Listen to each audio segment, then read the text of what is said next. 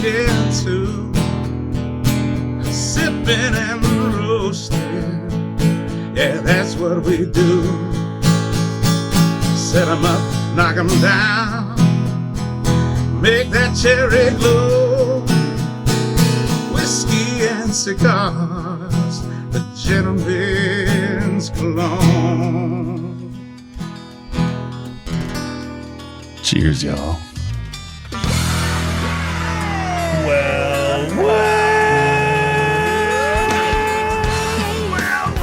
That sounds like a party just about to begin, ladies and gentlemen. Welcome, ladies and gentlemen, to this fine radio program, podcast, and video extravaganza known internationally as the world-famous Smoking and Toasting.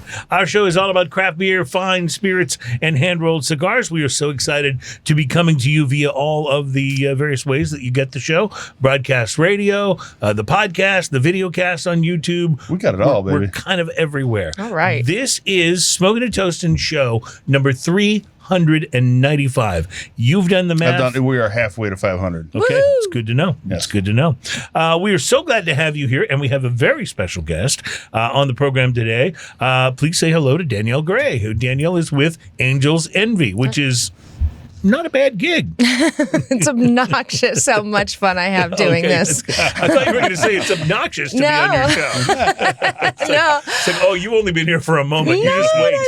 I can't wait till it's that obnoxious. But okay, yeah, good. No, I'm super excited. So you brought along some Angel's Envy for us to taste. And I did. You know, we're very polite people, Ian and myself, and we would never send you away from the show without doing, let's just say, an appropriate amount of tasting of the product that you brought. So we will be getting to that. I brought the appropriate amount to taste, I think. I love that. I do. I absolutely love it. We will be doing a few other things on the program today. We'll tell you about some cigars that we enjoyed this last week. We'll be tasting some beers as well. From Wayfinder Beer in Portland, Oregon, we'll be tasting their La Magie. It's a French-style Pilsner that we'll be tasting on the probe today. That sounds interesting.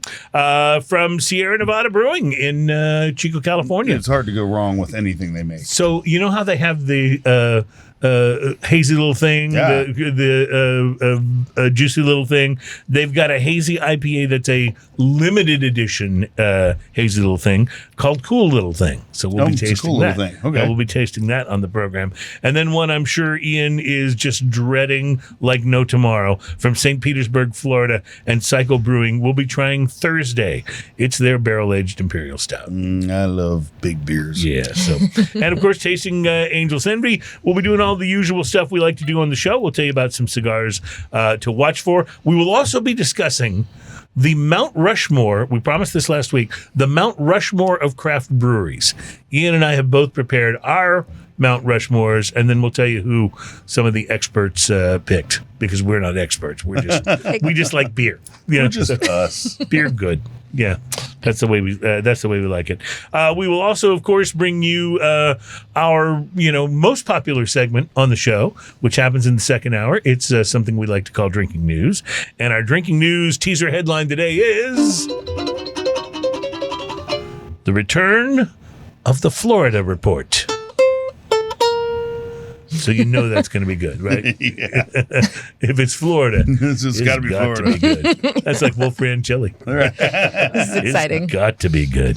Also, we'll bring you in just a few moments. We'll bring you today's drinking fact, and our drinking fact teaser is: you don't want to drink like a fish in one U.S. state. Oh. I'm not sure what to say. That leaves 49 others that you can't drink like a fish. It can't be Minnesota because But this one there's is a lot of lakes there. This one state, you don't want to drink like a fish in that state. So we'll tell you about some cigars to watch for. We'll tell you about, did we talk about that? Did I mention this on the show a couple weeks ago? Sometimes I don't remember.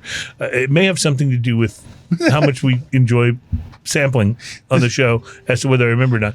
But did I tell you they're doing a craft beer Hall of Fame? A craft beer Hall of Fame? Yes, it's a real thing. They're actually going to build it. So I'm very excited about it. Already?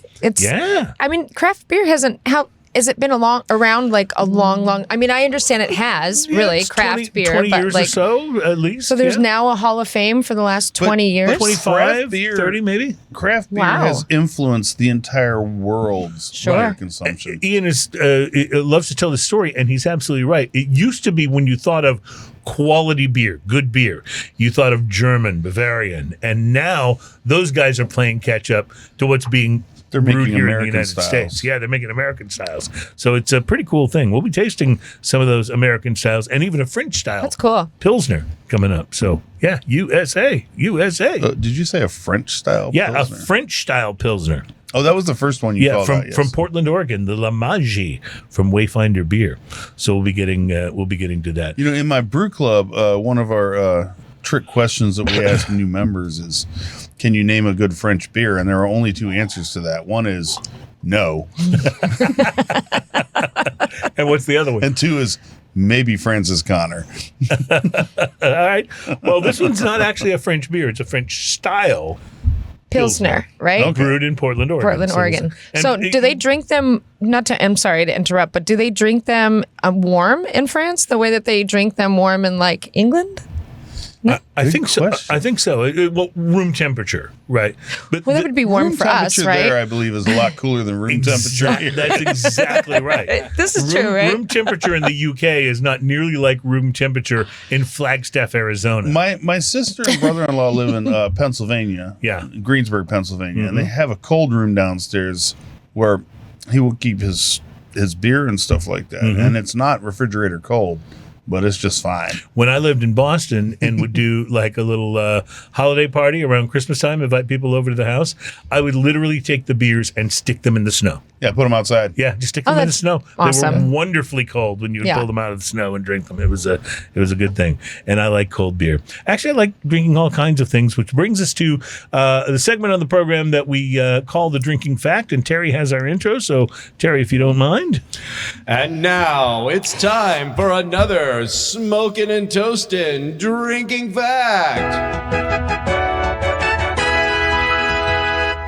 That is the greatest fanfare That's I've pretty ever awesome. heard in my life. I just love it. Our drinking fact for today. I mean, it really does sound like something you hear on Bugs Bunny. Yeah, it does. It is absolutely wonderful. In the state of Ohio, it is illegal to get a fish drunk. Why do we know this? There's How no do you get a fish? there's no What? widely accepted explanation for why this law was necessary, but at some point the state legislature decided that it must be, voted to pass this bill, and it was signed into law by the state's governor.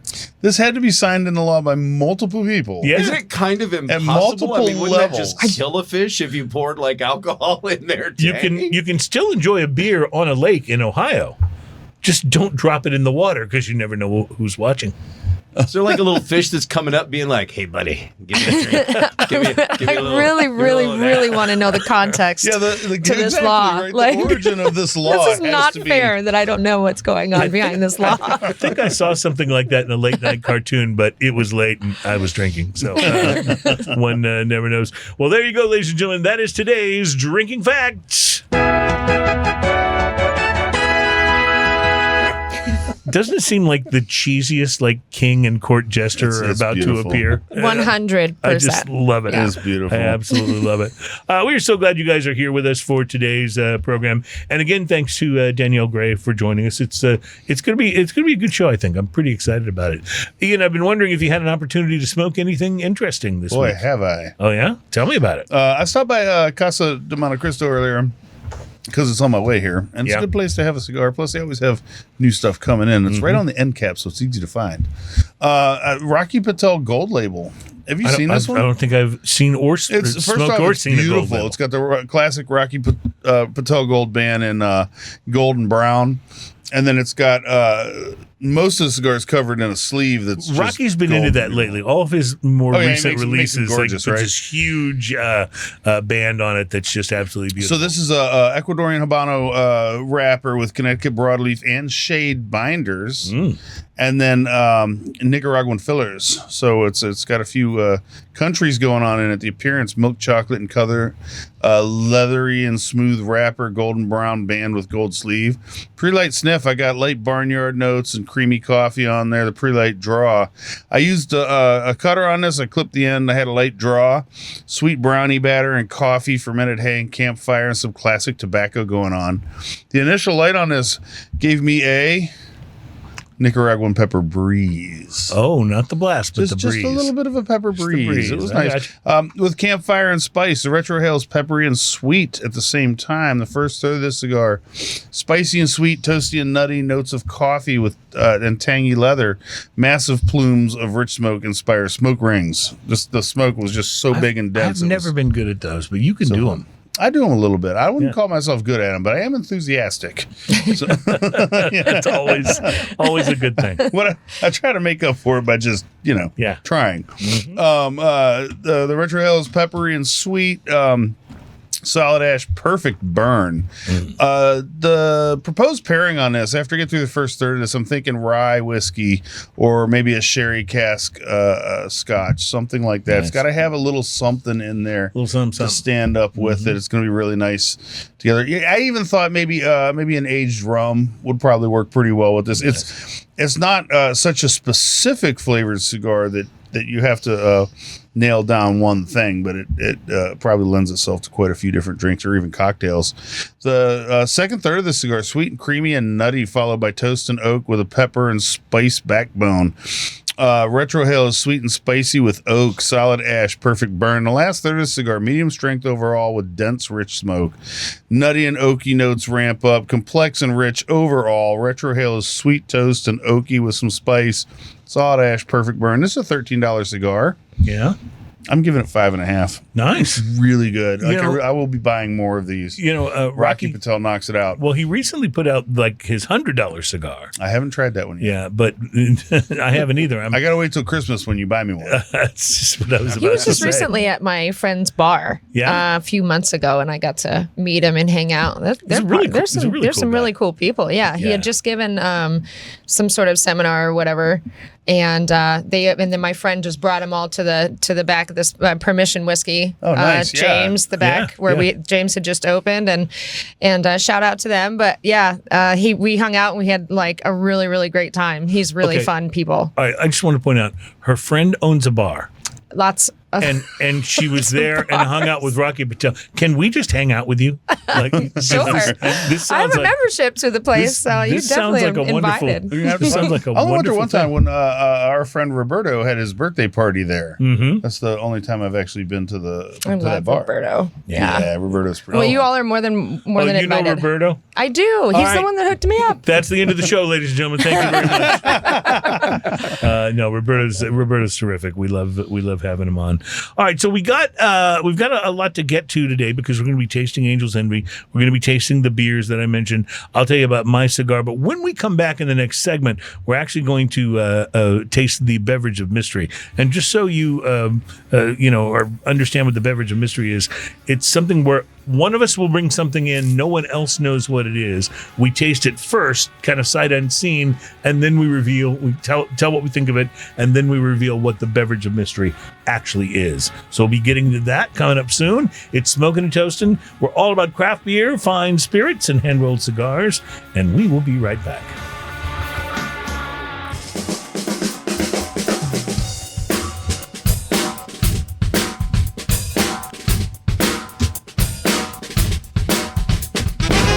Welcome back. It's Smoking and Toasting. We are so glad to have you here as we do show number 395. Our program's all about craft beer, fine spirits, and hand-rolled cigars. And it's time, ladies and gentlemen. The beverage of mystery. All right, the beverage of mystery music, by the way, is from a guy named Shane Ivers. It is called The Visitor. You can check him out at shosick.com. Thank you, Shane. So the beverage of mystery is where one of us brings a beverage in, pours it for everyone. We smell it, we taste it, we talk about it, and then we reveal what today's beverage of mystery actually is. Like candy. I'm gonna say I haven't even put this to my nose yet. But I'm thinking watermelon. It certainly looks that's like from watermelon. sitting on the table. I saw it and thought it was watermelon pucker. Watermelon Jolly Ranchers. When I put it close to my nose. It looks like watermelon, but it smells like NyQuil. It sure does. NyQuil. Nailed it. That's very specific, Terry. This is a fruit punch That would of be some cherry sort. NyQuil, of course. Cherry, yes, exactly. The only things that taste No like raspberry. red and green. Yeah. Oh yeah, raspberry. Raspberry. Man, you have totally nailed the NyQuil thing. Now I'm not Can't going get it out. I'm not going to be able to untaste that. Smell nothing else. Just now. go to sleep. It'll be fine. Oh, here we go. NyQuil. I was about to make such a bad joke there. Wow. Oh, wow. Was this just You know how bad NyQuil tastes? Smooth. who doesn't? NyQuil PM. This Or what it was. Ooh, this attacks your tongue. Oh, the finish on this. Wow. the The finish on this is something. The start is not is something else. Extremely astringent. So there's a portion of this particular feature on the show that we call, is that a beverage of mystery can in your pocket, or are you just happy to see me? The second sip is so bad. And today's Second sip. beverage of mystery is the Club Cocktails Wow. Cape Cod in a can. If you love the taste of NyQuil, and maybe a little worse. So it says here on the can, contains premium spirits, vodka, cranberry flavor, and then it points out that it is double shot strong. Oh, It is 15% ABV. Ugh, this is Well, it will do the job. Now we had one So of these. as a tool, it may be effective. that's a little banger there. So we That had little tiny thing. We had another of the club cocktails on several months ago, and I don't recall it being this bad. yeah, no. I mean, if you're like, hey like a man, I'm gonna margarita or something? pregame. yeah, it was not this bad. Also, I'm who gonna drinks a pre-grain 2 or Cape Cod? 3 of these. You're not going to have to do much more than that. I mean, what year are we in that people are drinking Cape Cods? So a Cape Just Cod. curious. I always get it mixed up. Is Back Cape when Cod? they used to talk about the sofa and the Barca Lounger. Yeah. Yeah. So Cape Cod, that's the one that's just vodka and cranberry, Yeah, right? The with a Sea lime. Breeze is When I have to get up and when you go to put the water grapefruit. closet. the WC. Oh, the sea breeze. Oh, so the sea breeze, you have to add something else to it. It's not. A Sea Breeze has a grapefruit in it. Oh, I thought it was. Oh, the why did I vodka. just drink this again? It's Yeah. not good. And the Madras is orange juice and cranberry and vodka. That's the mattress? That's the Madras. the mattress. The mattress. That's what I said when I 'Cause you'll first be started headed- drinking them. You'll be headed for the mattress. once you, drink them. Facts. Do I get Everything bonus becomes a points? mattress. Do I get bonus points for finishing mine? And you remember, and the first cocktail you probably ever order, your first time, is probably the screwdriver, which is just orange juice and vodka, right? So the first off, the cranberry is not gentle on the palate. Yeah. Nor does it taste like no. cranberry. It's neither subtle nor gentle. It's NyQuil-y. It's not. And then, I'm really the surprised. premium spirits. The premium spirits as an aftertaste is Premiums. it's what? special. It says it's made with premium spirits. I'm actually a little surprised at how not good this is. This is really not good. It's really This is NyQuil-y. really Yeah. bad. We've had a couple of beverages of mystery in a row that were actually pretty good. Yes. You know? Yeah. I mean, this tastes a little bit like if you made NyQuil into a lozenge. Right? And it had that extra medicine-y taste that lozenges And it have. just stays, and then you're sick to your stomach anyways, and Right. that just like layers on the yuck. Yeah, like if you got a little bit of a scratchy throat and you're at your grandma's house and she gives you a lozenge. Yeah, see, it says vodka. And with, not the good Luden's kind either. No. The Halls. Yeah, so, yeah, the vodka. No. After. So first off, vodka shouldn't have this much aftertaste. Okay, No, the whole point of vodka is it's a neutral spirit. right? So if Tasteless and vodka- colorless. It's been distilled at least once, right? Right. In theory. But yeah. So this I want to know vodka how much sugar they put in this thing. is leaving No, a very doesn't say. distinctive vodka spirit taste. Does it even say? Does it It's have not. calorie I count? think it's vodka and syrup. This little can. Yeah, but not is- a good syrup. No, a bad Not syrup. a good syrup. I'm just going to say, if you went into Yes. Specs right now, This is a 200 milliliter can. It's probably somewhere in the neighborhood of 15,000 All right, I'm going to try it again. yeah, if you went into a Specs right now and went and bought the cheapest, lowest shelf vodka you could buy, the shake. and poured it into a glass and then poured in some cranberry juice, But the it would be cheapest- better than Like this. the can that absolutely. you found at your grandma's Absolutely. house that has a little rust on the edge of it. Yeah, And Yeah. you pour it in there. yeah. Yeah. Ugh. Of cranberry juice, is that what It's you're saying? this one's a little tough. I hate to bag on the club here, but this one, not so much. Yeah. Wow. Although it's double shot strong, so it is an effective tool. But it's only 30 proof.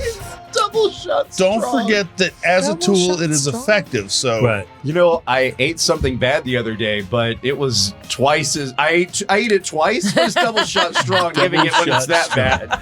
What are you giving me? These premium spirits are double shot strong. All right, we got to take a break, Lord. and we'll be back. The rest of the show, I promise, will be double shot good. That's all we can. the opinions promise on you the now. show are not necessarily a direct reflection of those. Angel's Envy when we return. Also, time to taste some real beer, some Wayfinder beer.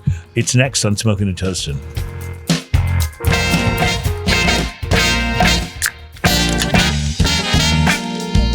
Welcome back. It's Smoking and Toasting. I saw a little of the beer splash get on the ukulele there. Is everything all right? That's why if you look close, you'll see there's beer spots all over my ukulele. Okay, that's good to know.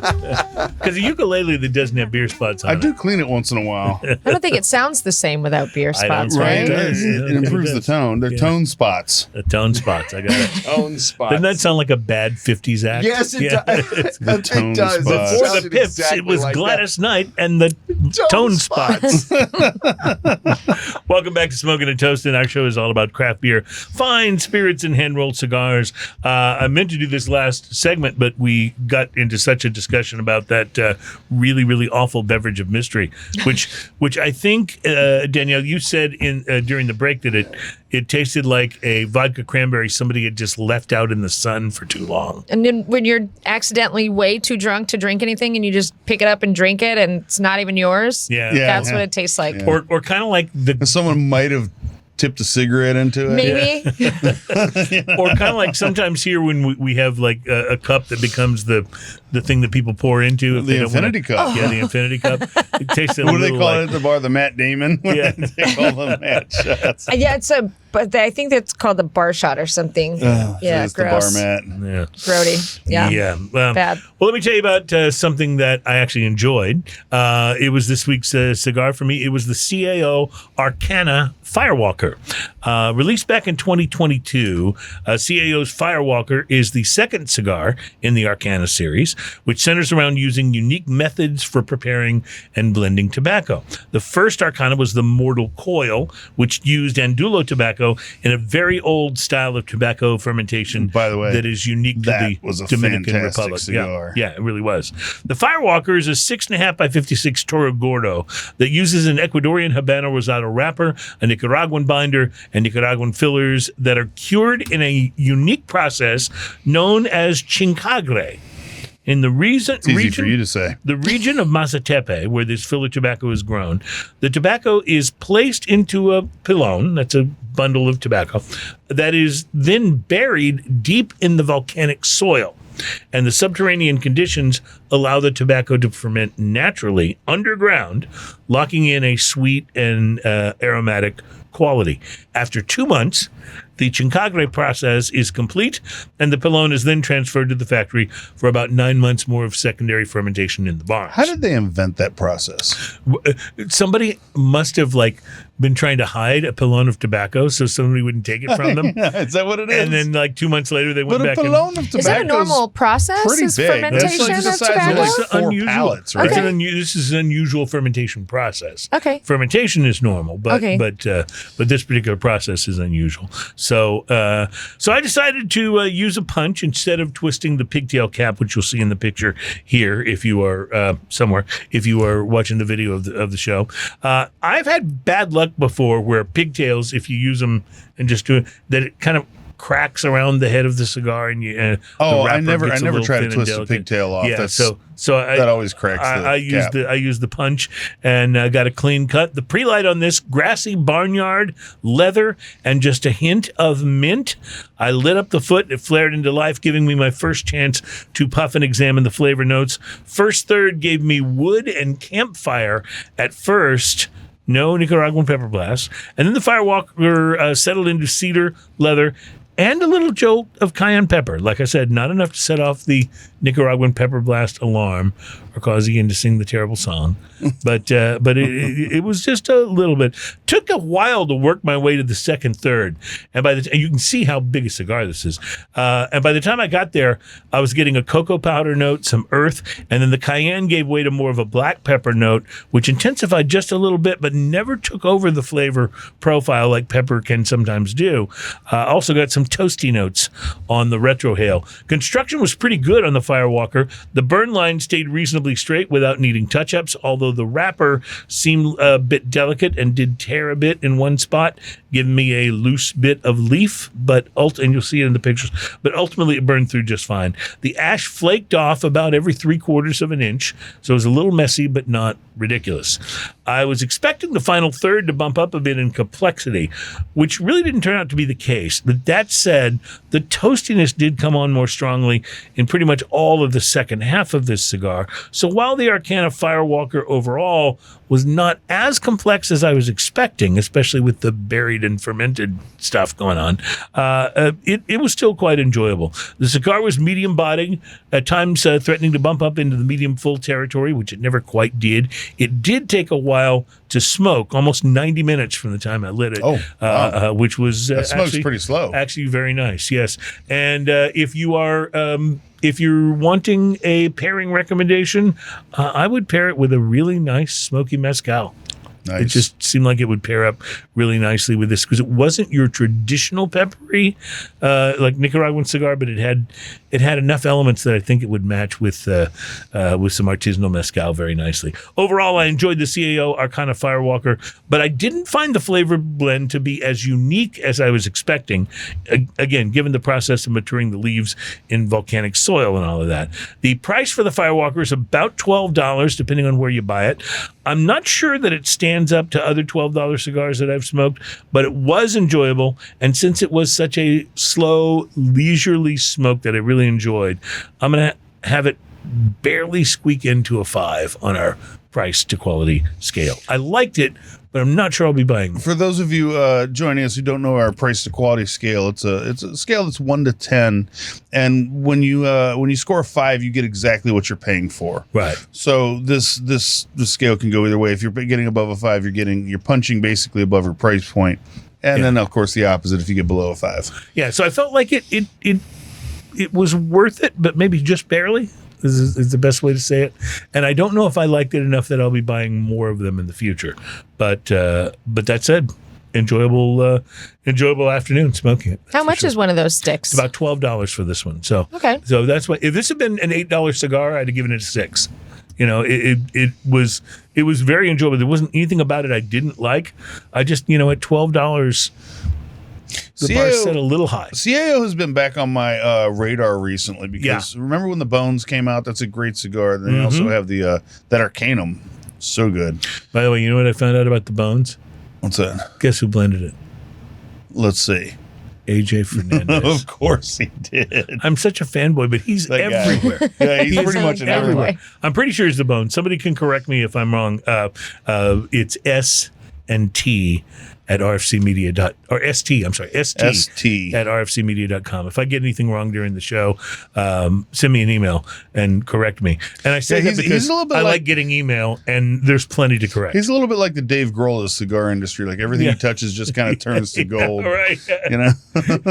In fact, I think AJ Fernandez was originally the drummer for like La Flor Dominicana or something like that, if I'm not mistaken.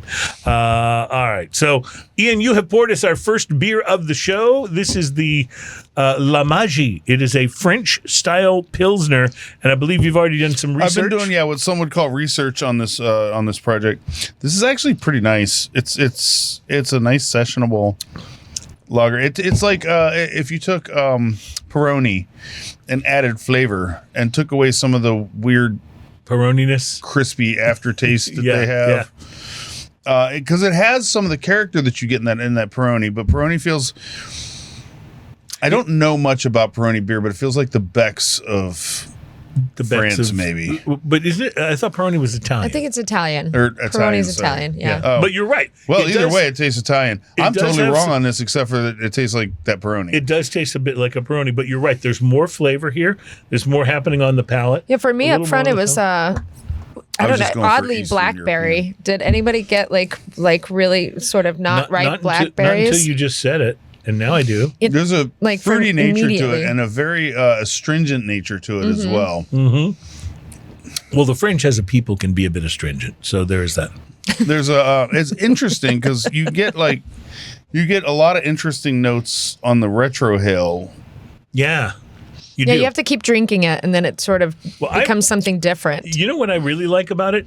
It is a wonderful palate cleanse to the beverage of mystery that we had earlier. Yes. Like I'm not tasting any of that Any of on that. my It is tongue definitely anymore. a good, I almost forgot it until I palate looked server. at it. French, I'm not even going to try. Drizzle, maybe I'll try Strizzle Spalt hops. Wow. I'm sure that if that's a French word, I should only be pronouncing like 3 letters. Strizz hops.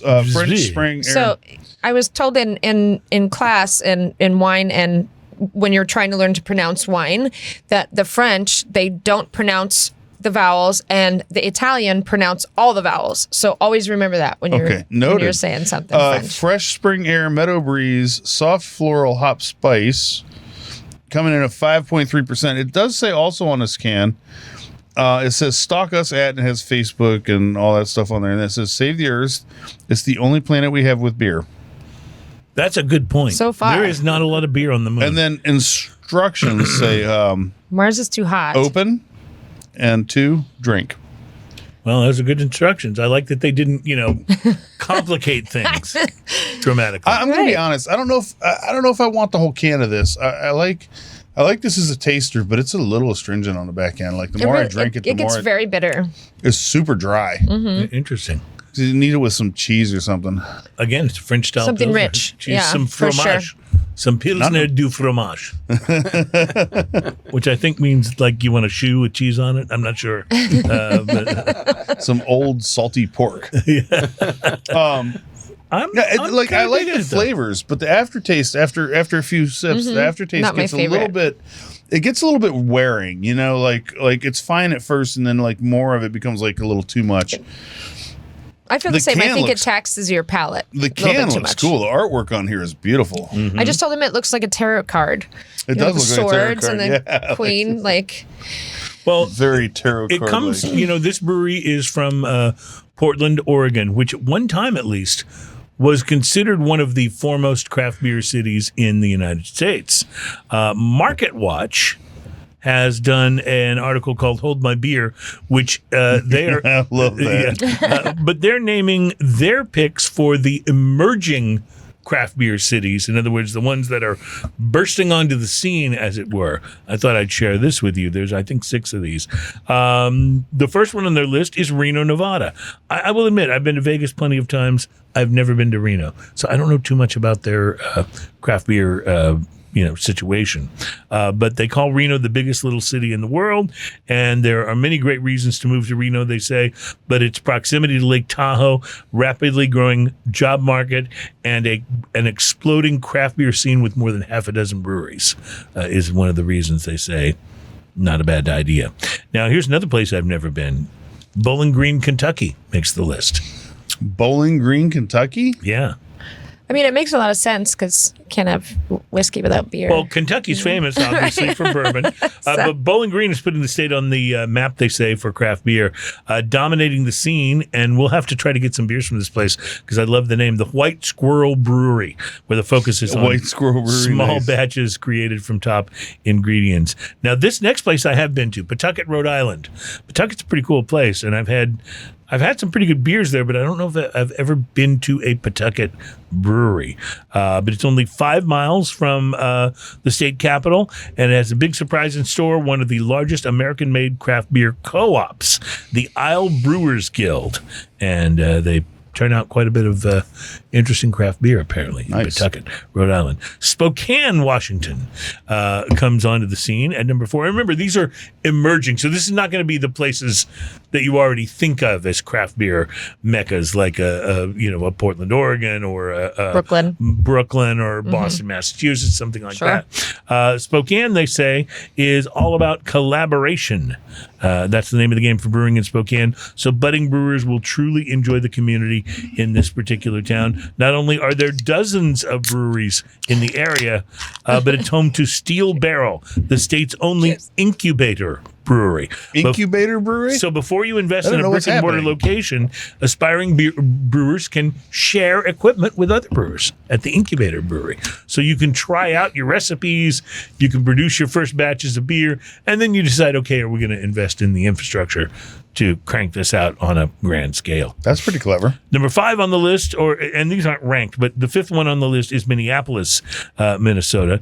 The city has over 30 breweries, with the highest concentration in the Northeast Minneapolis and North Loop neighborhoods. A bonus, you can find even more in the suburbs and in St. Paul, which is the twin city there. It gets cold up there. There's nothing else to do. Making beer. Yeah. Lincoln, Nebraska is on the list. I have never been to Lincoln, but came dangerously close to moving there once, and it didn't wind up. So that was Nebraska. Yeah, it's in Nebraska. They say it's named one of Livability's top 100 best places to live. Lincoln has pretty much anything you want in the way of food and drink. So if you'd like to revel in the history of the state's oldest brewery, which is Imperial Brewing Company, imbibe in small batch beer from Boiler Brewing Company, or relax at a bar that features lots of local brews, there's a place for you in Nebraska's capital. I like those kind of bars that have a lot of the local. Yeah, that's stuff. Always the best. When you walk in, you sit down and you go, I don't know any of these beers, and they're not just I'm all gonna be IPAs, here for a while. Yeah, right. And everyone's super proud when you're in those places. They're like, you gotta try this. Speaking of IPA, we have to try one. It's going to be next here on Smoking and Toasting.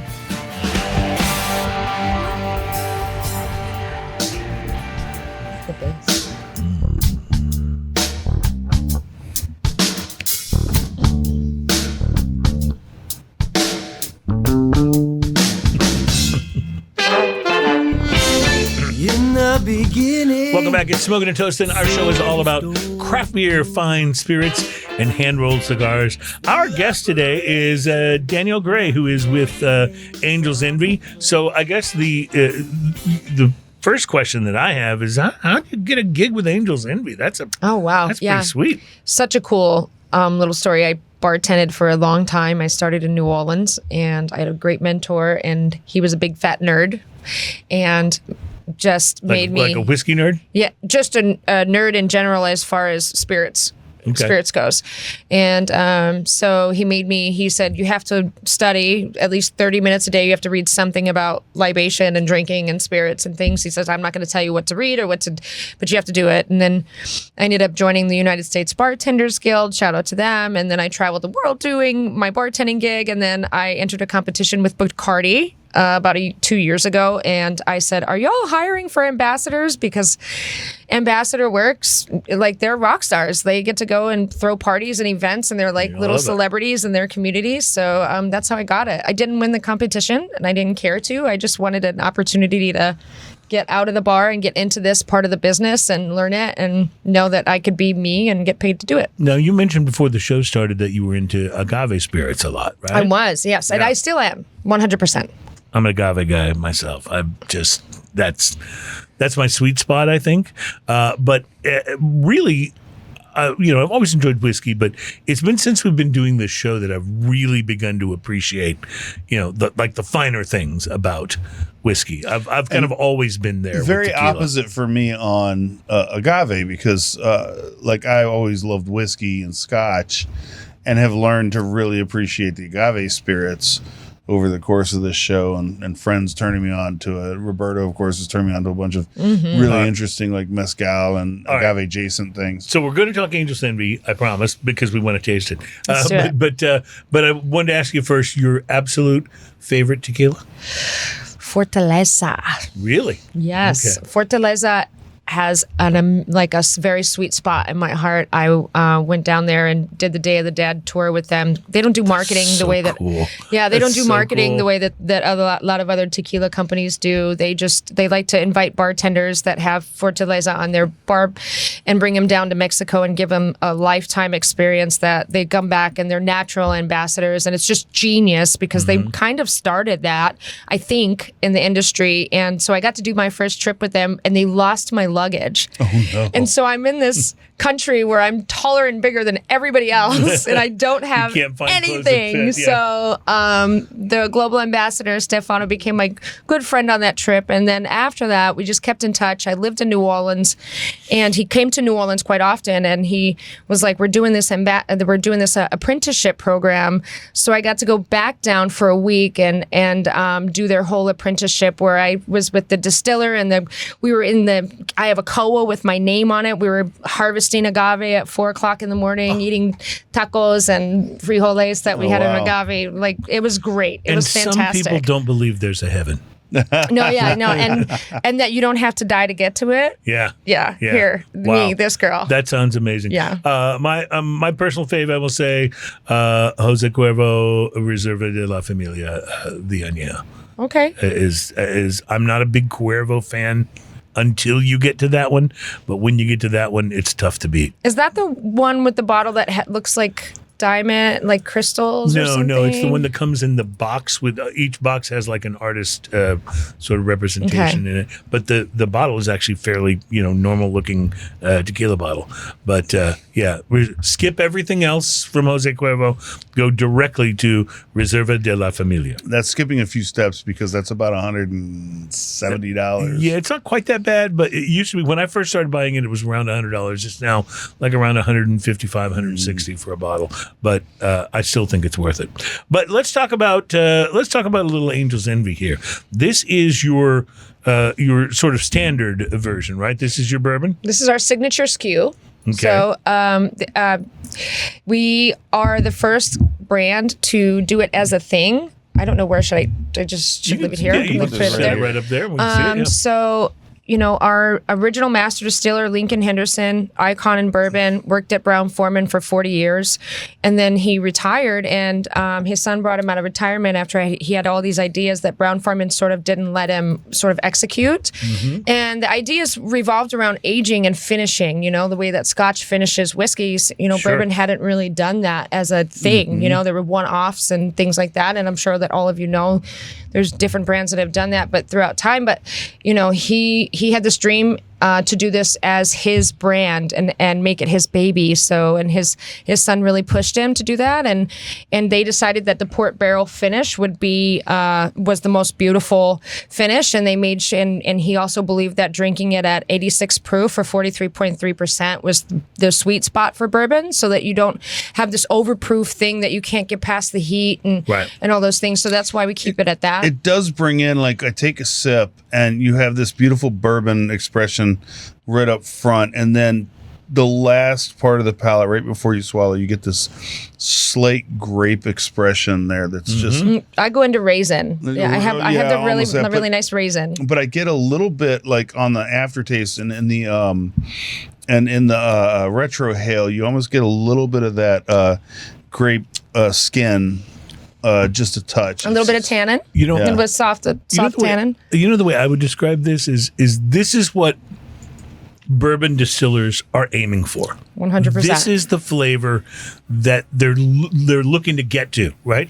And I'm not saying nobody gets there, but I'm saying this is it. This could be like the watermark to me for bourbon, because it is exactly what you would want a bourbon to taste like. The mouthfeel on this also is big. It's bigger than what you expect, especially even though it's only slightly overproofed. It's bigger. It's what you expect from something that like has barely been cut at all, and it just coats the entire palate. So on the nose, I get butter sometimes, some really pretty rich butter, and then it goes into these like pineapple and coconut and sort of tropical flavors. We'll and finishes more about in this. raisin. Yeah, we'll talk more about this when we come back. And we're also going to be trying the rye, which I can already tell you I'm an enormous fan of. We're all going to be drunk. And plus, there's more beer to try as well. We're smoking and toasting. That's what we do. Let your freak flag fly, my friends. That's my favorite. We'll be I love right that back. song.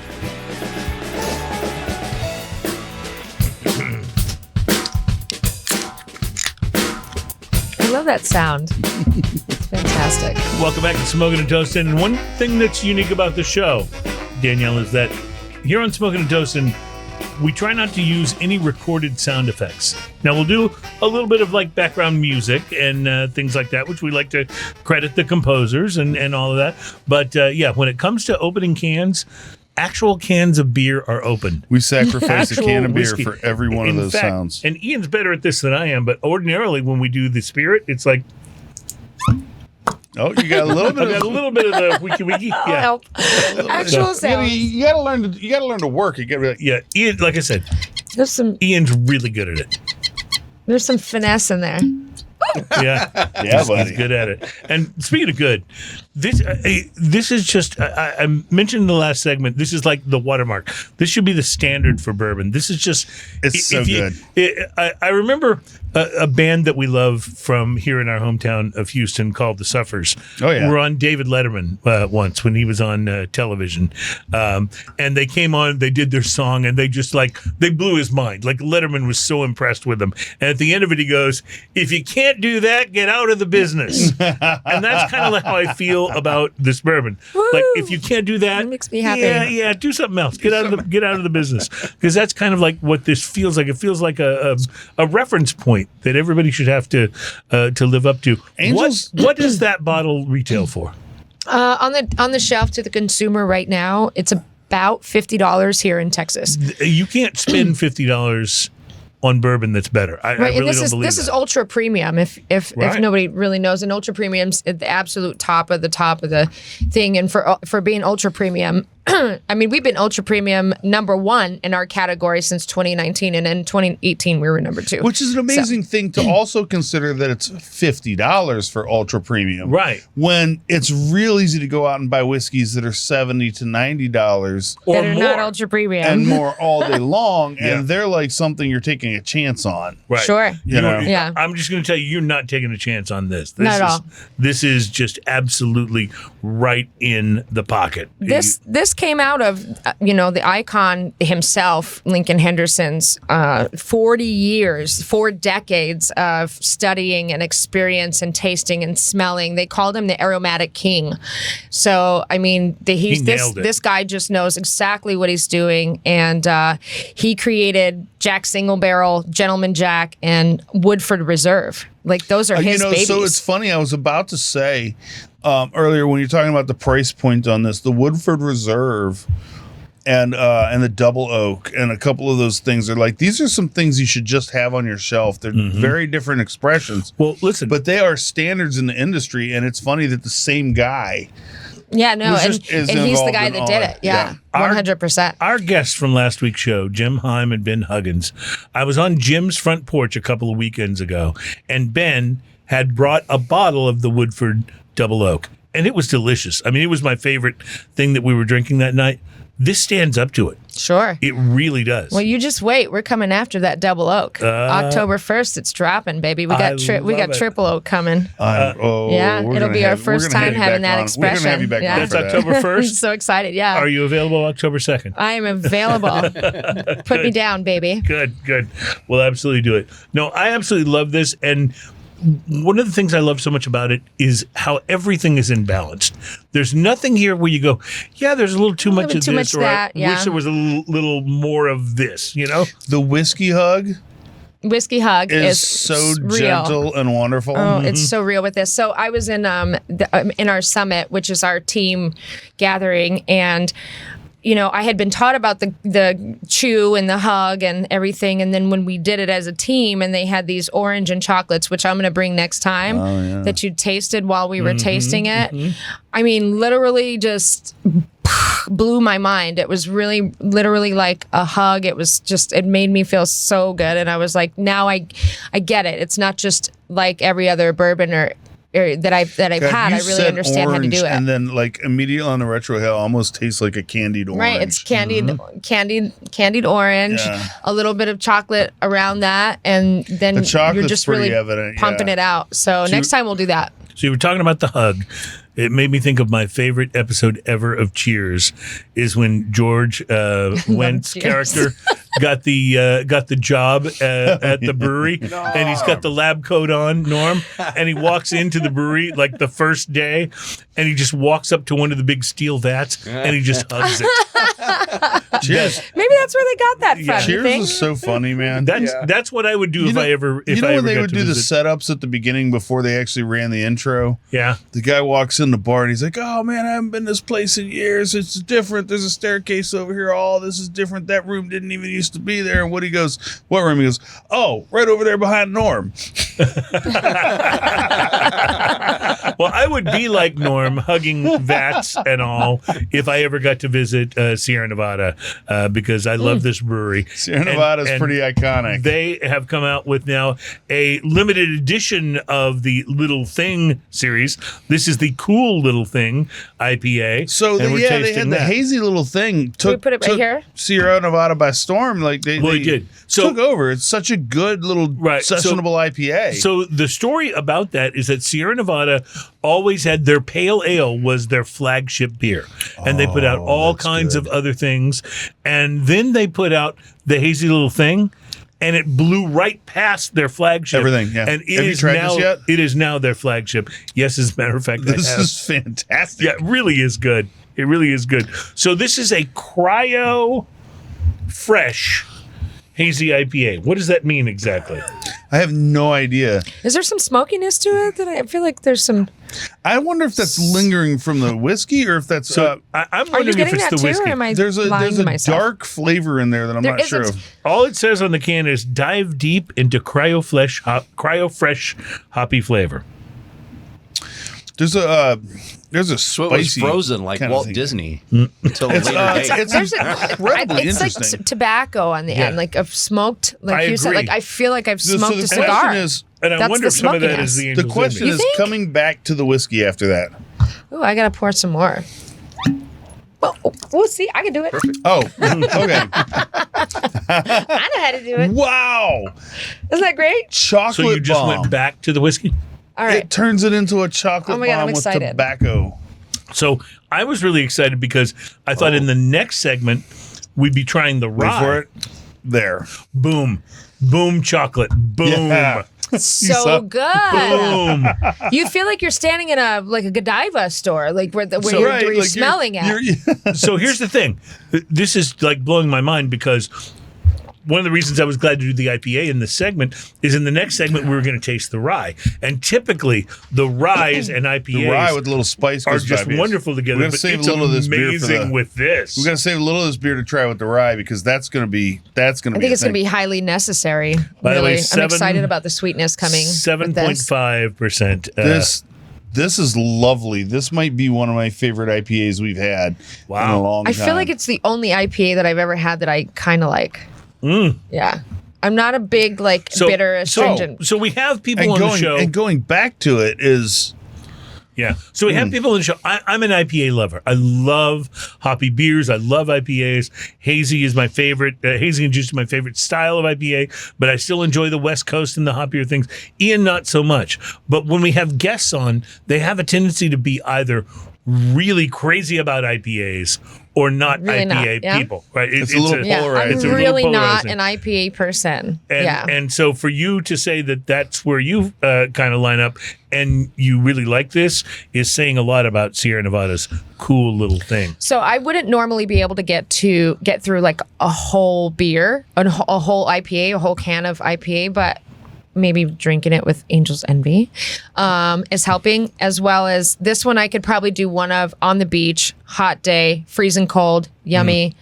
I think it would be great. I like this one. I think we have to save some of it to try with the rye because as we both know, the Right. He's like, save it. And there is IPA. there is a little bit left in the can, so we we definitely want to do that because ordinarily when we pair an IPA with rye, it works out pretty well. So we'll get to that in the next segment. I do promise you that. So don't pour it just yet because we don't have enough time left in this segment to like totally talk about it. What you got? Get into it the way you would want to. I do want to get into, Ian. I think we have a moment left. We'll get to the article about this, but I thought you and I could share. If you're still thirsty, I have some of that Cape Cod left. Oh, thank you. Oh my God. So we've had so much great stuff to drink like since then. Like I can't even imagine going back to that. NyQuil's the only thing, as Lewis Black said, that tastes like red and green, and that tastes like red and green. It tastes like red and it makes you a little green. Tastes like the color red tastes. Yeah. So Ian, real quick, let's reveal our personal Mount Rushmores of craft beer. What started this was I came across an article where they kind of polled different bartenders and beer industry people about what they would say if there was a Mount Rushmore dedicated to not craft beers specifically, but craft breweries. Who would be on it? And so before we get to the article, I thought we'd reveal ours. You go first. Okay. So in no particular order. Yeah, right. And if you want reasons, I'll give you reasons for every single one. But Sam Adams. Mm-hmm. Anchor. Boston Beer Company. Yeah. Yep. Anchor Steam, Brewing, San Francisco. Anchor Steam Beers in specific, too. Stone Brewing. Stone, wow. And this interests me because I'm the IPA guy more so than you, but Stone is the IPA brewery. Yeah, but Stone pushed limits. Stone pushed it to where, like, it's as far as you can go and still be amazing. Okay. And then Goose Island. Goose Island. Okay, you're right. You're right. Innovators, all innovators, all people who were on the forefront of this. Barrel-aged stout. Well, not only did they invent the barrel-aged beer. Yeah. I mean, that's ubiquitous in the industry right now. They created that, but each one of these to me is a craft brewery that's been around since before craft brewery, except for Stone, maybe. Yeah. Stone would probably be the youngest of all these. That's a great pick. I did not pick them, and that's a great one. And Stone came out with the biggest beers that you could get. Yeah, I'll never forget. Way before the IPA hop wars happened, they were doing that. They were pushing that. Arrogant what do you mean big? Like big, like size, like volume, or big, like juicy, flavor, like big flavor, big alcohol, big everything. Okay, got it. Yeah.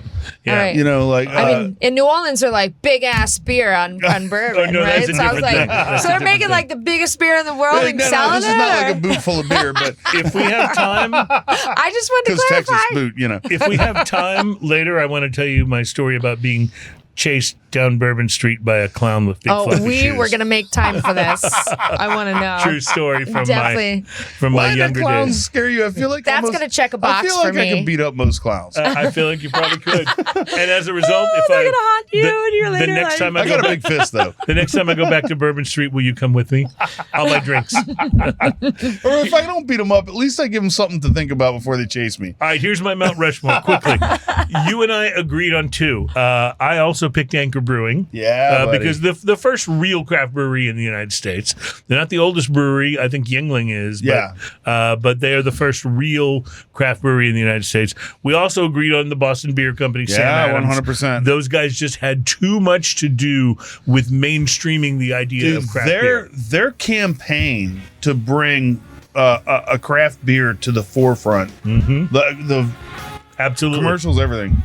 My third one is, again, no particular order, but Sierra Nevada Brewing Company out of Chico, California, the very inventors of this. I wrote it down and thought twice about it. And then I added a recent addition for me, but that's how amazing these guys are in my mind. Parish Brewing out of Broussard. Parish is amazing. Louisiana. These guys have brought so much. Just the fact that they've done so many great Ghost in the Machine variations, that alone gets them on Mount Rushmore. As far as I'm concerned. All right, we'll be back. Drinking news still on the way. Plus, we have rye to taste, and we'll do that next.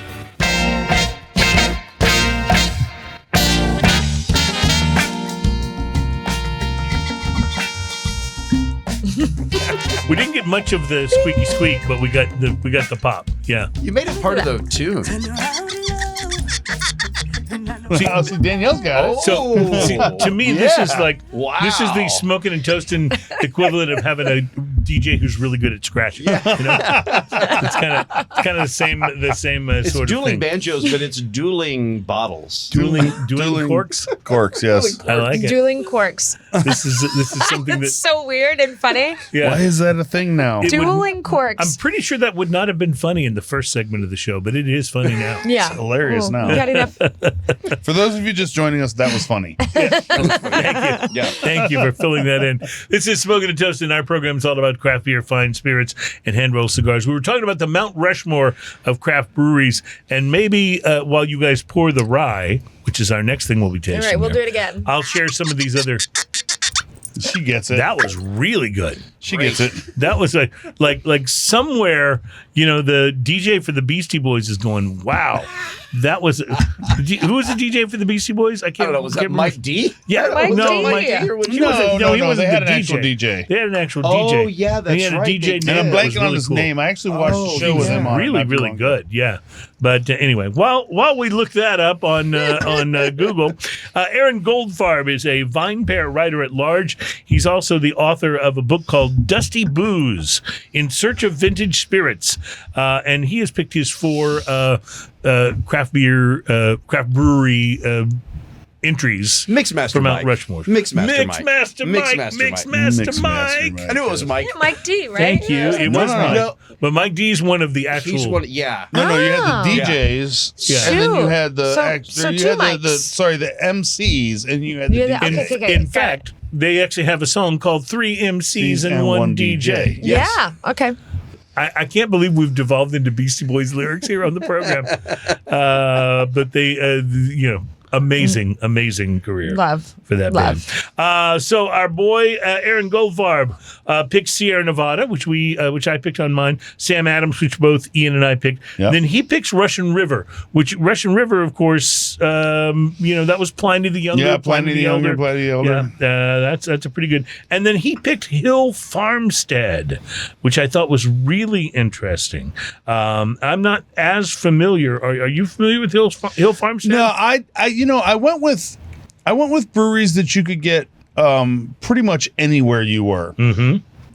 And the reason I did that is because I figured that way it would keep it out of the local market. Because otherwise I would have put Houston's oldest craft brewery on. Right, St. Arnold. Yeah, absolutely. Been influential to every brewery in Texas. Right, and that alone would qualify them in many ways for this kind of honor. Courtney Eisman is a beer writer and a contributor to Vine Pair. Also picks Sierra Nevada, but Courtney picks Dogfish Head, which is another great I thought one. about that one too. Picks That's a great pick. Allagash. Yeah, and then picks Bow and Arrow, which we've had some Bow and Arrow beers. I don't know if I would put them on Mount Rushmore, but they are quite good. Mandy Naglich picks Sam Adams, Boston Beer Company, Russian River, and Bell's Brewery out of Michigan. I had Founders on mine and crossed it out a little bit too, but Bell's would have been a good another one. Mandy also picks The Brewery, BRU. The Brewery, pushing the limits. Hard to go wrong. Brad Jappy, a longtime drinks writer and co-host of The Sipping Point, picks Sierra Nevada. Sam Adams, Brooklyn Brewery, which we talked about earlier, and Russian River. And then Beth Demon, a Vine Pair contributor and author of The Beer Lover's Guide to Cider, picks Yangling, Sierra Nevada, Russian River, and Bell's. Look, I love that Russian River made every list, right? Several of the lists. I think at least 3. At least 3, like maybe 2 or 3. That's pretty amazing. Like Russian River, the Pliny the Elder, Pliny the Younger. The only reason I didn't pick something like that is because I can't get it here in Texas. I have to just say that I am not a craft brewery person, like I should know, but I will tell you that my favorite beers, besides like Dos Equis, are Parish Canebrake. Parish is I love anything I've ever drank was Sierra Nevada, and oh my gosh, y'all kept mentioning something else, but it was Parish and Sierra Nevada and Brooklyn. In Brooklyn. So I feel like maybe I do know a little bit about like founding. If you're big in Parish, you know something. Let me just say that. When you are in Louisiana, you drink Parish. Yeah, it's just. I mean, Louisiana we eat crawfish and drink Parish. Dude. So. She even says parish like you would if you were in Louisiana. Parish, yeah. Clackaman's Parish. You can take the girl out Louisiana. take the Louisiana out the girl. All right, let me just stop everything right now and say how much I love Angel's Envy Rye. This makes me want to say a bunch of cuss words in a joyous way. Yeah, so I love joyous cuss words. I really do. I'm glad I wasn't the only one that was just sitting here drinking it while it is a cinnamon. Is this the same price point at retail? No, sir. As Angel's Envy? No. To the consumer right now in Texas, it's about $100. That's almost double. Yeah, right. Well, So it sure is worth it. Wow. If you think about how many years the aging process, it's about 6 to 7 years in American oak, and then 18 months extra in Bacardi Ocho barrels, rum barrels. When we come back, we're going to do two things that are really important. The first is that we're going to do drinking news because that's really important and it's in the next segment. But the second thing is we're going to go back to this IPA after tasting again this rye. I guarantee you it's an experience that we are going to look forward to. Drinking news is next. That is a cinnamon maple syrup. This is Christmas every day. Speaking of Christmas, Ian. Yeah. I think I did that once. You've done it once. You've done it once. It was wonderful. It was wonderful. We'll be right back at Smoking and Toasting. Cheers.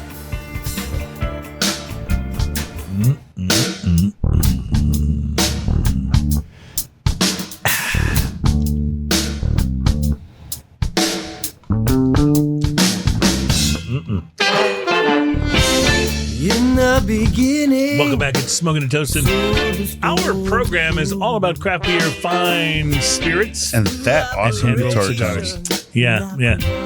The tone is great. He's a little flat though. I think on one of the. You like saying that when he says beginning. I think maybe it's a little flat. Yeah, maybe so. Welcome back. It's Smoking and Toasting. Our show is all about craft beer, fine spirits, and hand rolled cigars. The fine spirits this week are from Angel's Envy, and we're enjoying the rye. And I got to tell you, it's really good. We haven't even gotten to our segment yet about the rye, and I'm almost done. Yeah, I know. Well, I've done a lot of research with this rye. We talked about the rye. We just haven't gone back. I literally just want to make pancakes or waffles and just pour this directly on. For me, it's just Christmas in a glass, it's oatmeal and the snow. This is why when I was at the it's very nostalgic. When I was at the distillery and I tried this, I was like, that is what I'm buying my friend what you're getting for Christmas. Yes. Yeah. It's so good. And you brought me it's another level bottle, and it was engraved and it was wonderful. We do that at the distillery. We definitely do that. So anybody that's in Louisville. My only problem with it is apparently there was a hole in it somewhere. Maybe the engraving went a little. No, I told you that is the Angels. A little too aggressive. Once you crack the top, there's an evaporative quality that almost all bottles come up with, except for this bottle of Old Crow that I have at the house. For some reason, we opened it at one point in time, but it will not evaporate. I don't know why that is. It should have been named after my second grade teacher. I don't know why that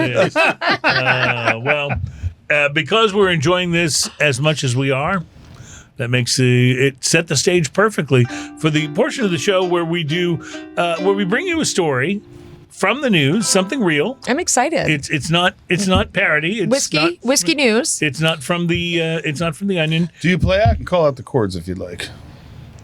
No. Oh, okay. Gotcha. Don't. I play the radio. Oh, yeah. In the segment called Drinking News, we bring you stories that may or may not be about drinking, but are always best enjoyed if you've been drinking. Drinking news. Now it's time for drinking news. A Florida man with one arm said he had a gator for a pet. When asked about his absent arm, he said, gotta take my gator to the vet. Drinking news.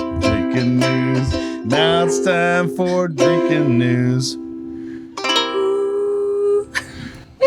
Sorry. Nice. I'm trying to find the harmony. Accompaniment. Or the melody. Not the harmony. The melody. Mom's taught me a little bit about it. Either of those would be just fine with us.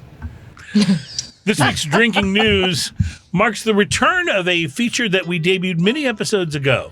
It's where we mine the news for the craziest bunch of stories we can find. And when we do, they all wind up being from the Sunshine State. Florida man. Ladies and gentlemen, I lived in Florida. Drinking News proudly presents the Florida Report. You have a thing. We have a thing, yes. Dateline, St. Petersburg. Ooh, here we go. A Florida woman found herself behind bars after a traffic stop yielded, surprise, surprise, a discovery of a number of drugs in her car. Florida Highway Patrol officers who arrested 41-year-old Lauren Riley used their unmatched detective skills to determine that the woman was holding when they found a bag in the car's floorboard labeled bag of drugs. Wow. It contained... You don't want to get that confused with your bag of not drugs. Wow. It contained a metal spoon, 4 glass pipes with residue, plastic baggies with white residue, a full needle. Hold on, was this a clear bag or Did not? they book her as Captain Obvious? It was like a brown bag. There's so many Okay, because I was questions. going to say, if it was Like a a clear grocery. bag, you wouldn't really Captain have to Obvious label from it. Clearwater, Florida. Yeah. Well, see, I feel like maybe this was their emergency kit because, we in Texas, just like in Florida, have to prepare for hurricanes. Maybe they just had their bag of drugs so they'd know I mean- grab that one. Yeah. It did include a full needle, 2 straws, 3.25 grams of cocaine, 1.75 grams of crack cocaine, 1 gram of crystal meth, 1.5 pills This is of the hydromorphone. apocalypse bag. And it was where? Under the floorboard? It was on the floorboard, just sitting just there. on. It was too on- big to if fit. you It had- wasn't even strapped in. No, it was just If you sitting have on a the few floorboard. people in the car and you're like, hey, give me that bag of drugs, you want to make Definitely, sure like, that they know which bag to I would grab. tape it to something. When it would be like taped to like the undercarriage. But guys, of this the, is the Florida Report. You This is gotta amazing. understand. You got to understand what's happening. Florida woman. Dateline, North Palm Beach, Oh, here we go. Another one. where a Florida man with an outstanding warrant named Shane Anthony Melee stole approximately $33,000 worth of collectible coins and converted them to what is estimated to be about $29.33 by running them through a Coinstar machine. I was about to say, did he buy some sodas with those? Bleep bleep. All I can say is bleep bleep. Come on, you dummy. All that work. Dateline, Orange County. Florida? Where yet another Florida man named Ayup Albadraman got a little ticked off because his car got impounded.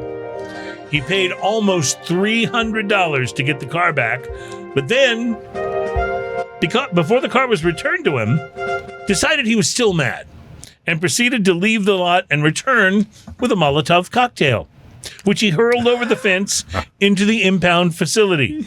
He'd been playing GTA. The incendiary bomb struck a car and burned it to a crisp. The vehicle that he hit?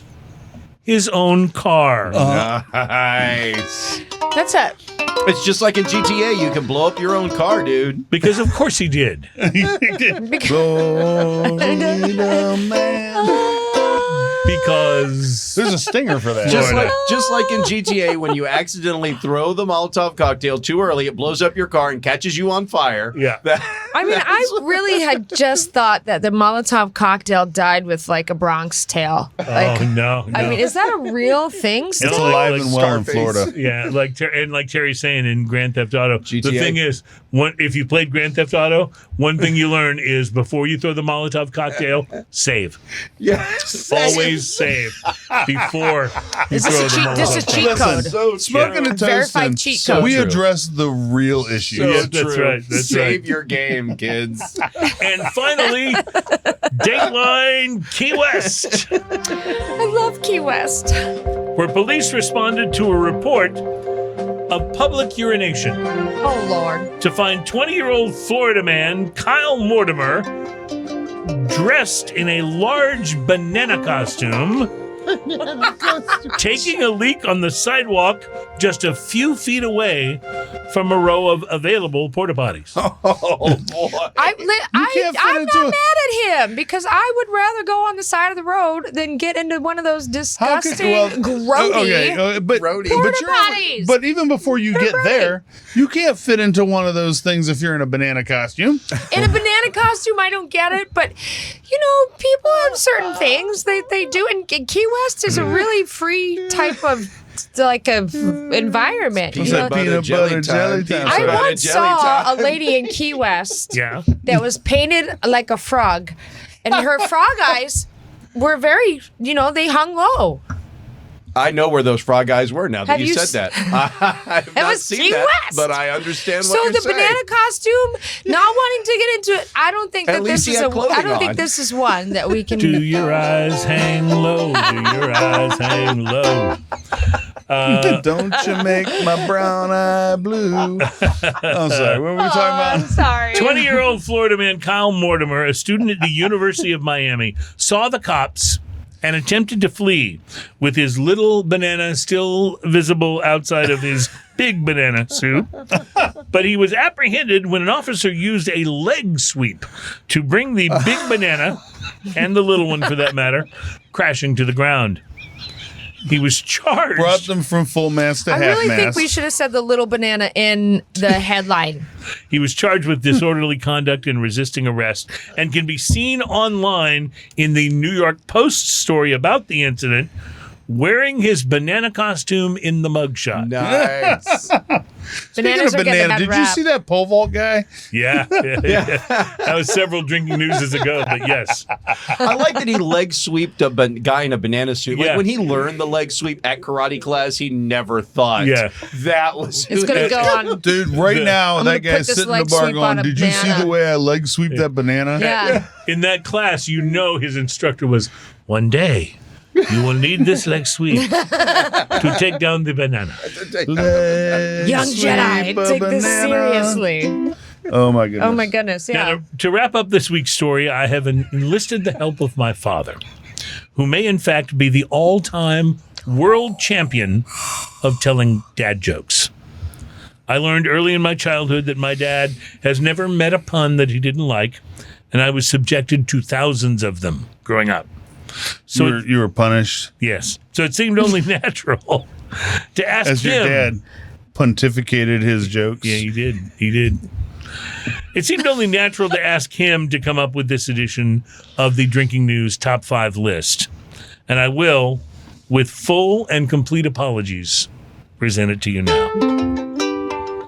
This is my father's top 5 list of things the arresting officers may or may not have said to the man in the banana costume.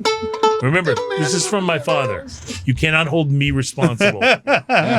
We will, but I'm it's okay. excited. I can't wait. The top 5 things that arresting officers may or may not have said to the man in the banana costume, according to my father. Number 5, no, sir, you are not going to peel away and give us the slip. That was a dad joke if I ever heard one. That's pretty good. Number 4, I'm not going to fall for a banana in the tailpipe. I love it. Number 3, I will admit, sir, your suit has a certain appeal. Oh, smooth.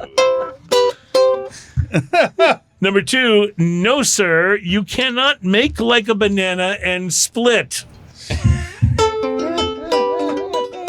Dad was kind of running out of juice by the time he got to number 2. And the number 1 thing my dad thinks that officers may or may not have said to the man in the banana costume. Number 1, that suit is bananas. BANANAS. I love it. Reporting live from Florida. What about? Hey, man, Your peanut butter touched my banana. Your banana touched my peanut butter. Reporting live from Florida, where I've been just crafty enough to hide my weaponized exploding bananas in a bag marked weaponized exploding bananas. My name is Cruz, and that, ladies and gentlemen, is your Drinking news. Now, you know what? It's funny because I actually have a bag that my ukulele stays in that says ukuleles. Ukulele. Drinking news. Just don't That's cross our it out time and put for drugs. drinking news. Ukulele's drugs. Cheers, y'all. Don't do that. See, this is what I knew when I asked my dad to do the list. I was like, man, we have to be drinking a lot by the time That's we get kinda to the drinking brilliant. news segment. So, Hey, how am I going to be able to tell these apart? Well, just label it the bad drug of bag of drugs. That's it. Just label it bag that. of drugs. Just do it. Just put down what's in there. Here's All a right, Sharpie. so Let's do it. I need to I pour gotta tell you. myself some. we're drinking the rye now, the Angel's Envy rye, We sure are. You're which trying I'm to drink it, actually. quite familiar with, and now we're going back to the IPA, which we really All right. liked, which is from Sierra Nevada. All right. Talk to me, Ian. These actually form like Voltron. Yeah.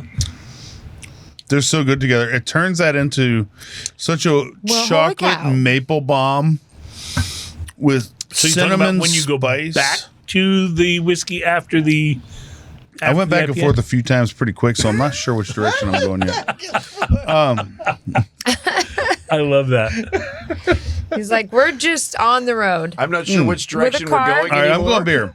So beer wise, it takes some of the maltiness out of the front of the beer, but leaves a beautiful A beautiful sort citrus of citrus grapefruit kind thing of grapefruit. on the end, Yeah, the grapefruit thing is what I was looking for. When you go back to this, it turns this again, just like in the regular whiskey, the rye whiskey turns into a chocolate bomb, but chocolate with spice. Danielle, were you appropriately warned about how far this would, devolve by the time we get to this segment? No, Okay, well, but I am with you. I'm here. I did I'm on send it. her. I'm on the de-evolution of myself in this moment We are with Devo. you. I did send you a. We are Did I Devo. fit that in there? Right? you did. That was It was perfect. good. Did I say that right? Was it devolving, de-evolution? Yes. Yeah, I Devo. feel like Cute. making words up now. Here we go. I did send you a video of us and with Roberto on it as well. Oh, yeah. Did you watched- send me a video? Yes, you you could watched not have- 35 seconds of it, Yeah, which means you couldn't have gotten the full. so you have no idea what's going on with And the show. we'll be back to fill you in. Live on the next. edge. It is smoking. I'm and an toasting. edge That's liver. okay. Going in blind is okay.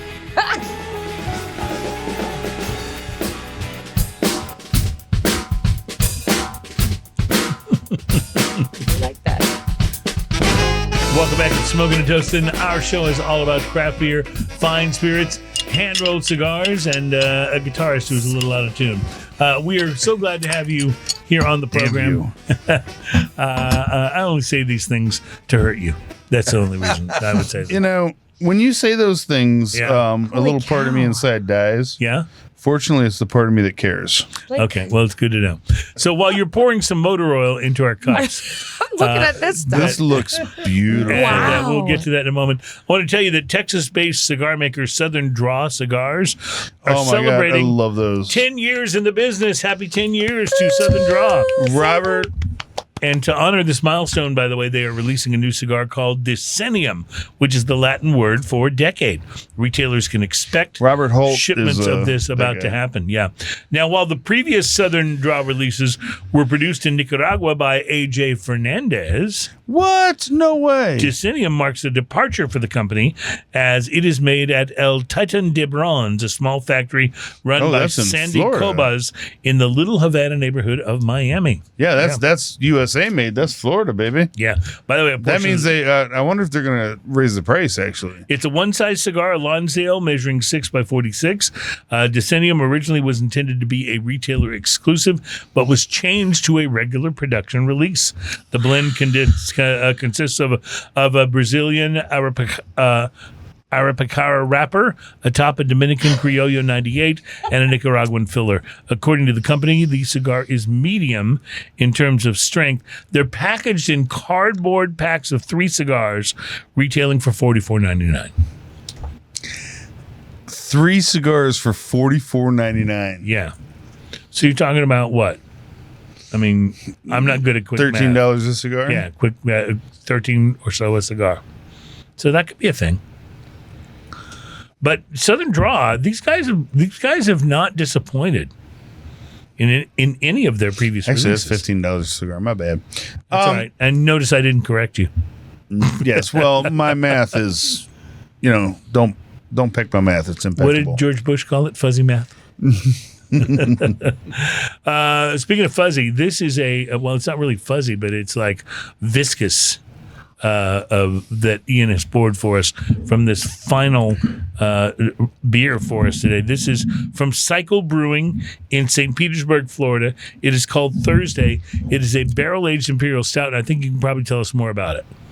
It's, there's nothing on here, by the way. It doesn't say a little more about the barrel aging or anything? Nope. It says 3-year double barrel-aged Imperial Stout with cinnamon and coffee. And on the other side, all the information. Oh, it does say here, according to Surgeon General, women should not drink alcoholic beverages during pregnancy. Oh, I gotta go. Wow, that's so good to know. Just joking. Too soon. Anyway.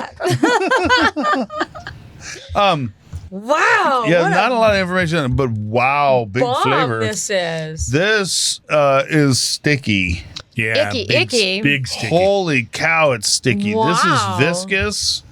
The mouthfeel on this might be something close to old grandma's molasses. Yeah. And I mean that as like the actual brand of old grandma's molasses if you're a chef. I'm very curious. Canes. If you take a nice sip of this. Canes. The chicken people? No, like the Canes molasses. Molasses. I'm very curious if you take a sip of this and then go back to the Angel's Envy Rye. Oh, here we go. Oh my God. Yeah, I'm scared. dude. I don't want to. Yeah, dude. I'm scared. You try of that. That's freaking, something. Okay, here we go. I'm going to do this. This is going to be crazy. It's so much. Did you pour the Angel's Envy into? I did. I did that. I did. It's going to be crazy. You are completely unhinged, sir. So, I think they go together like peas and carrots. Mm-hmm. But I couldn't do too much of this. This is like so Why? Because much. it's so over the top? It's Is that why? so much. It tastes to me like chocolate being made. Made. Like I'm making chocolate. Like Willy Wonka? Not like Willy Wonka. Like I'm making chocolate in a beer factory. If they call it beer factory. I think I have just found the title to my autobiography. Making chocolate in a beer factory. I love that. Okay, well, I'm trademarking that. That's me. All right, so I tried the beer by itself. This is... I think the flavor is fantastic. Double... It's 3-year super double weird. barrel aged Imperial Stout. Yeah. It's super weird. You don't think This it's weird? beer might almost be too much for me. It's too much. Wow. See? Whoa. This is the guy that talks about drinking he likes barley this. wine while he floats Dude. down the river on an inner tube. Yeah, thank you. It's the guy who The talks about- mouthfeel of this is pretty close to glue.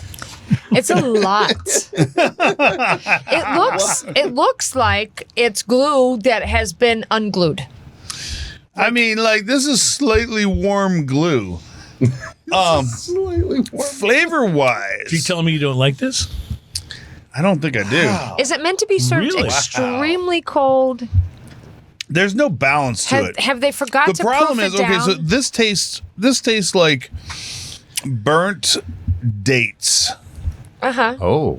It tastes like burnt dates. I've had a You few know of what those. you know what I think it tastes like? I think we should put our 1920s Ford Model T oil in a cup.